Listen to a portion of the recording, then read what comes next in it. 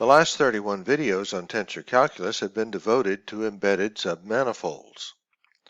Almost all that analysis has been limited to the study of surfaces. Well, beginning here in video 88, we're going to shift our focus to curves. Curves are simply lines drawn within the ambient space and thus qualify as one-dimensional submanifolds. We're going to see that almost everything we did for surfaces carries over by analogy to curves. In this video, we'll begin a review of those aspects of surface analysis that are common to and apply equally well to curves. By way of review, a surface is a two-dimensional submanifold that is embedded within a three-dimensional ambient space. To work with it, of course, we need two independent coordinates, and you know that we use S1 and S2 as those two coordinates, and here you see the corresponding coordinate lines. And we represent these collectively this way, with S using a free index designated with a lowercase Greek letter of alpha.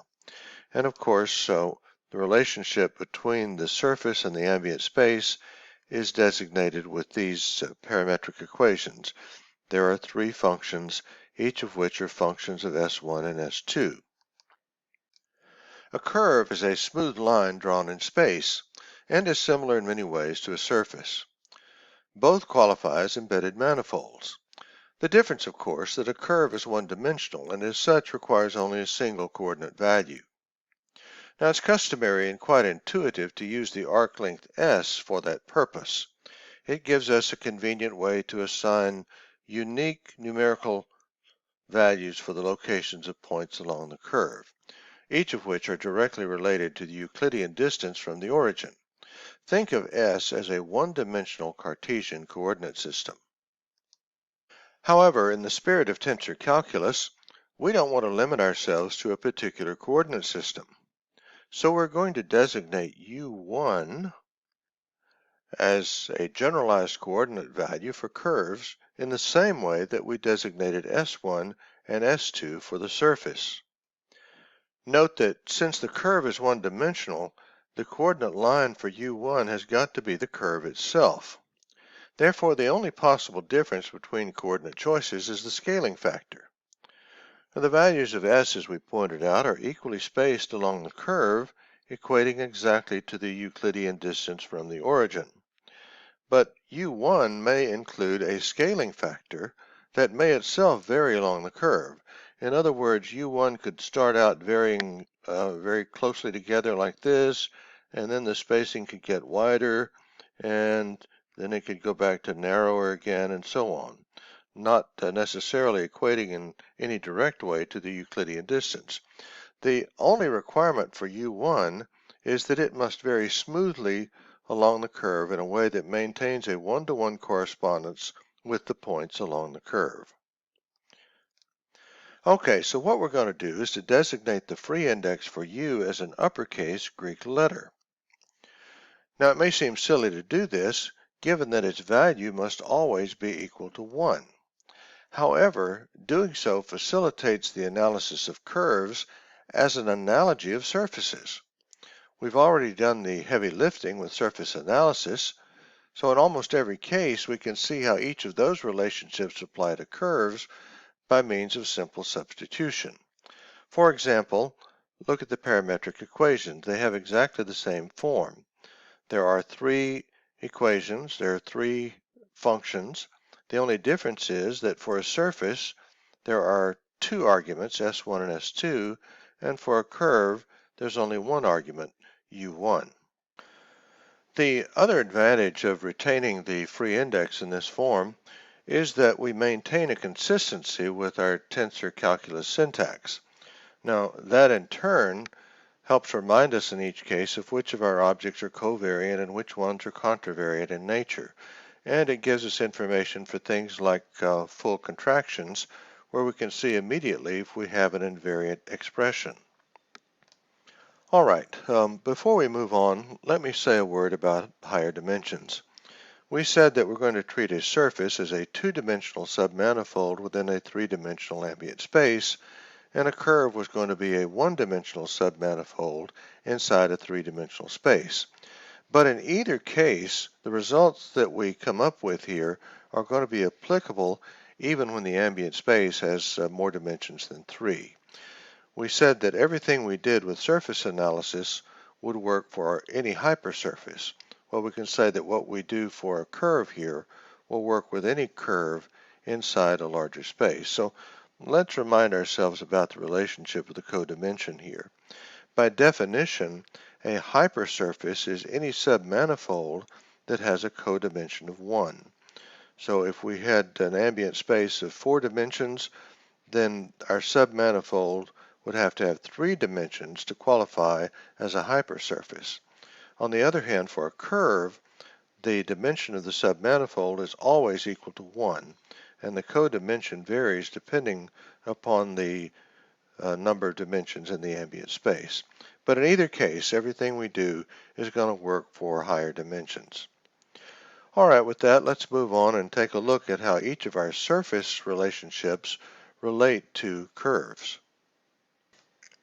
We've already talked about the parametric description of curves. We have 3 functions, each being a function of u1. So we'll move on to our covariant basis vector. That's defined as the partial derivative of our position vector with respect to our coordinate value. And in the case of curves, there's only one coordinate, so partial derivatives are always going to be equal to the ordinary derivative. That's going to be the case every time. Every partial derivative will actually be an ordinary derivative. Now the other comment here is this. We know that when we find these basis vectors that the partial derivative is always tangent to the coordinate line of the coordinate. Well, for a curve, the coordinate line is the curve itself. So in this particular case, the covariant basis vector is going to be tangent to the curve in every case. Now, it's probably not going to be a unit vector, but it will always be tangent to the curve. Next, we'll look at the Jacobian and its inverse, and that again becomes the ordinary derivative, very straightforward. And that leads to the definition of the covariant transformation. Now here we'll bring up the point that for curves, remember the indexes have to be a value of 1. So we've run into a dummy index for the first time here. And since the dummy index can only have a value of 1, that means that this summation that we have as a result of this dummy index is only going to be one term. So it resolves to a single term. If we had a surface, we'd have 2 terms here.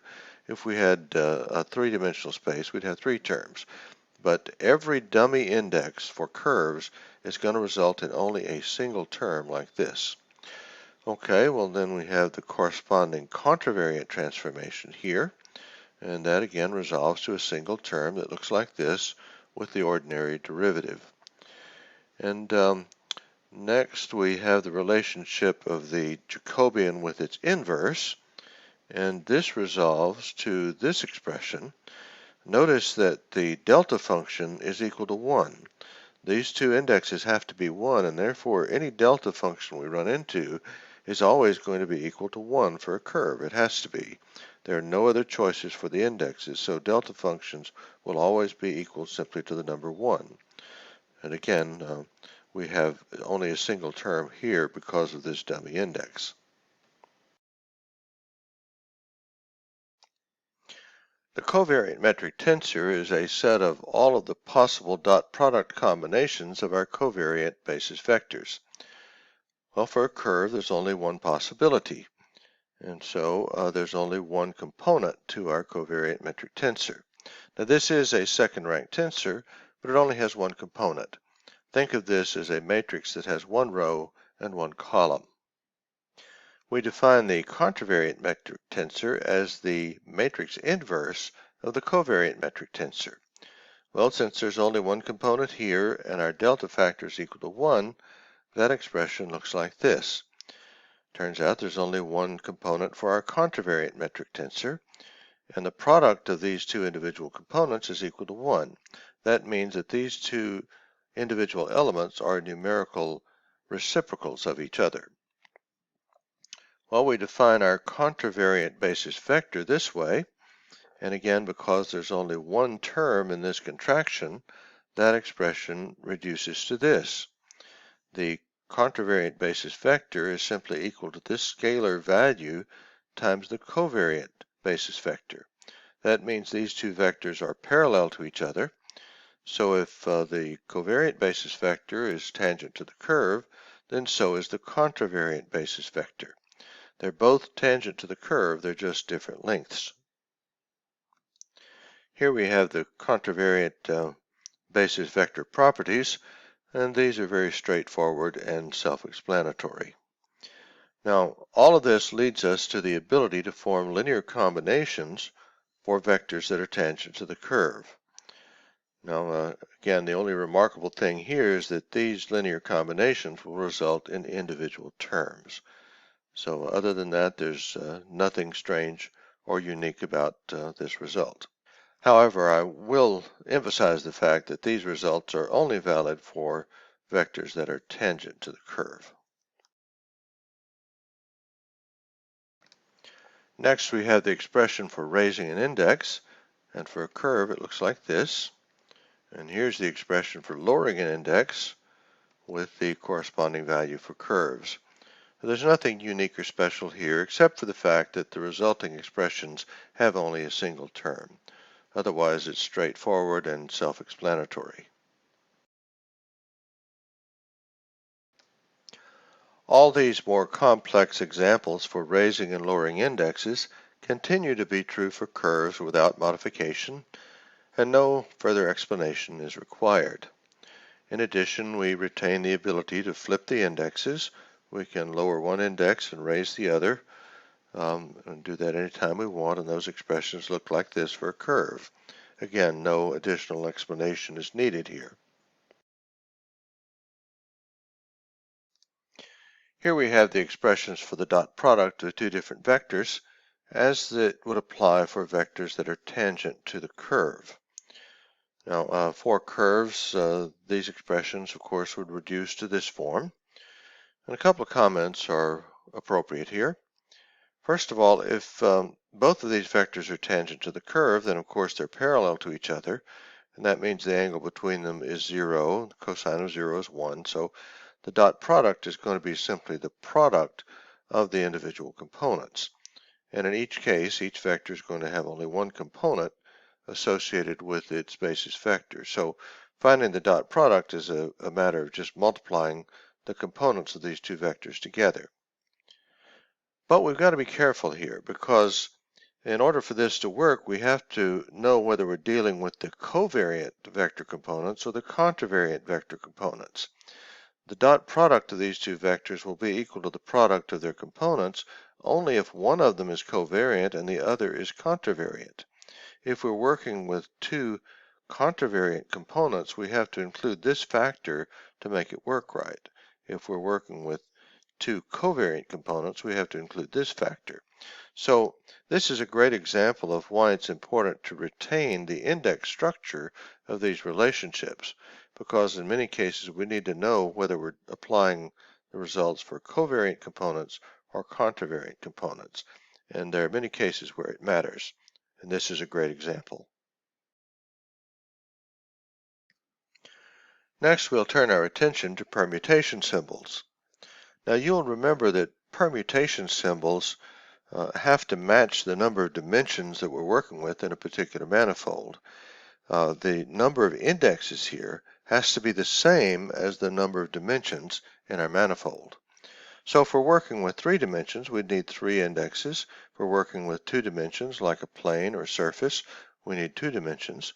So if we're going to use this for a curve, we will work with only 1 index here. Well, what does this mean? How does it work? Is it even valid? Well, it turns out it is.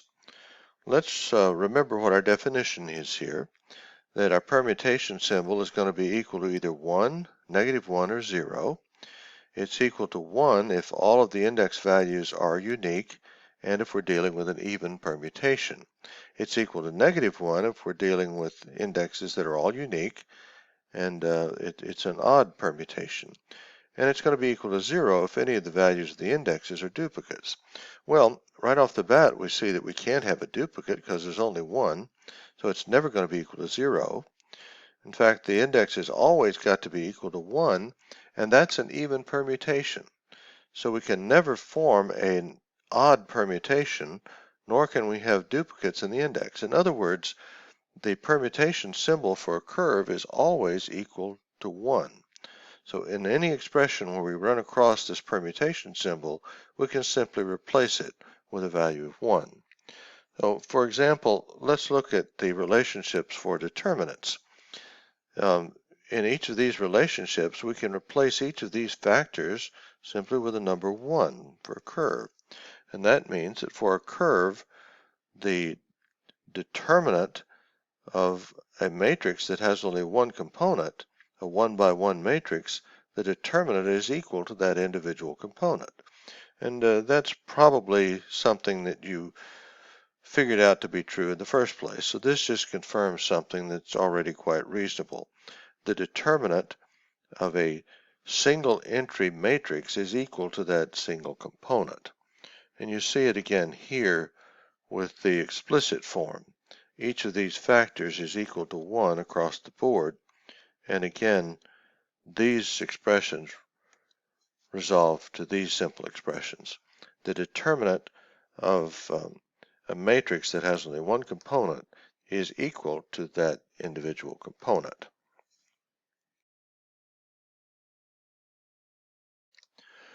Next, we turn our attention to the concept of relative tensors. Now, from previous videos, you'll remember that the determinant of a second-rank tensor will produce an invariant scalar value only if one index is in the upper position and one is in the lower position. If both indexes are in the lower position or the upper position, then we wind up having a relative tensor relationship of weight 2 or negative 2. So this is the only case in which we have an invariant scalar value. Well, that concept continues to be true for curves.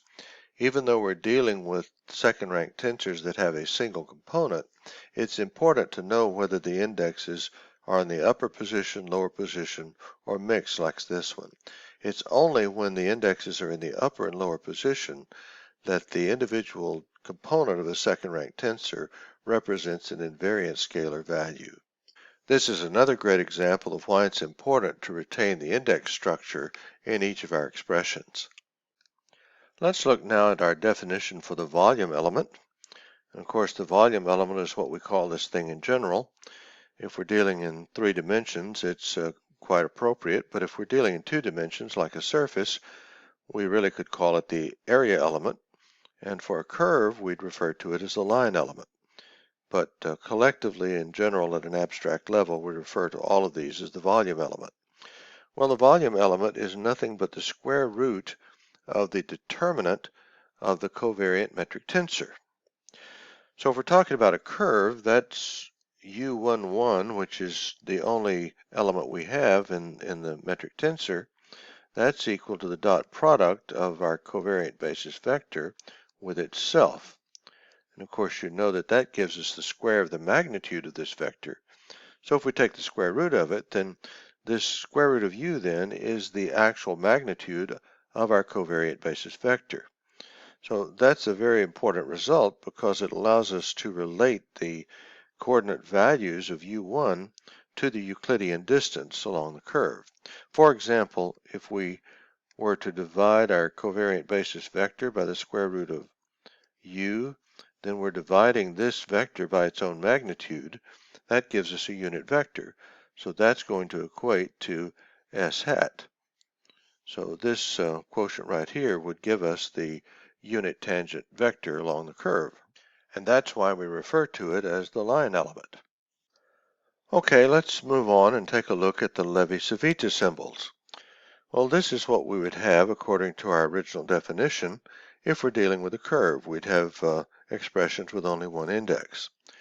Well, we know for a curve that the permutation symbols are equal to 1, so they simply drop out here.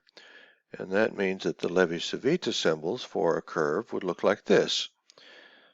So if we see either of these terms in an expression, we can immediately replace them with either of these two forms, depending on whether the index is in the upper position or the lower position. This is a very interesting tool that we'll make use of in the next video. We'll move on now to look at the shift tensor. Well, this is our definition, and you'll remember for a surface, this would yield a matrix or a tensor that had 3 rows and 2 columns. Well, the difference for a curve is that it's going to have 3 rows and only 1 column because this index has got to have a value of 1. So instead of having 6 elements in the shift tensor for a surface, we have only 3 for a curve. But given that, everything about the shift tensor works exactly for a curve like it does for a surface. So here we have the definition, and here we've got the transformation. Again, this works just exactly like it does for a surface, except that the Greek indexes here have got to have a value of 1. And then we're able to invert the shift tensor this way, again substituting 1s for each of the Greek indexes. And finally, we have the contraction of the shift tensor here. So all of these things work exactly like they do for a surface. Just like for a surface manifold, the shift tensor gives us a way of shifting back and forth to ambient components. For example, if we know the shift tensors, we can form these linear combinations with our ambient basis vectors to derive values for our basis vectors along the curve. And then if we have a vector that we know is tangent to the curve, we can use these two expressions to convert from our vector component along the curve to the ambient vector components here, or we can use these two relationships to do just the opposite. We can take the ambient vector components here, form these linear combinations to get the vector component along the curve. We can do something similar for our metric tensor. We can derive the value of our metric tensors along the curve by forming these double contractions with the metric tensor in the ambient space.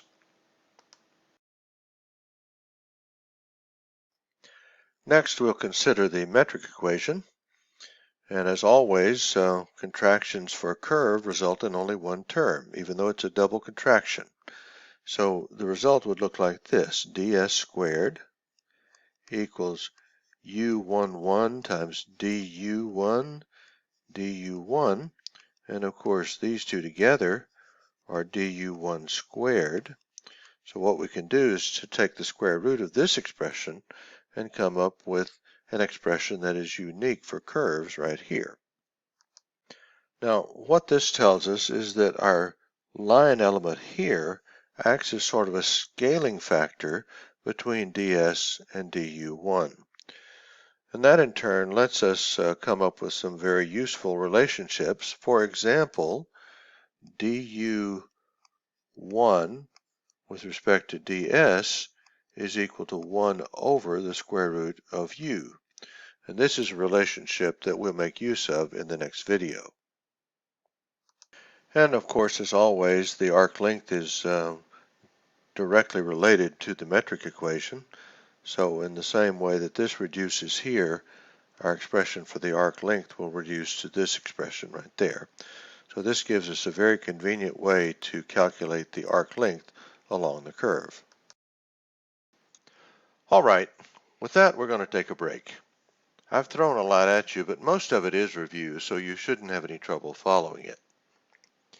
In the next video, we'll take a look at how vector projections differ between curves and surfaces. Once we've done that, we'll return to explore how the remaining surface relationships apply to curves.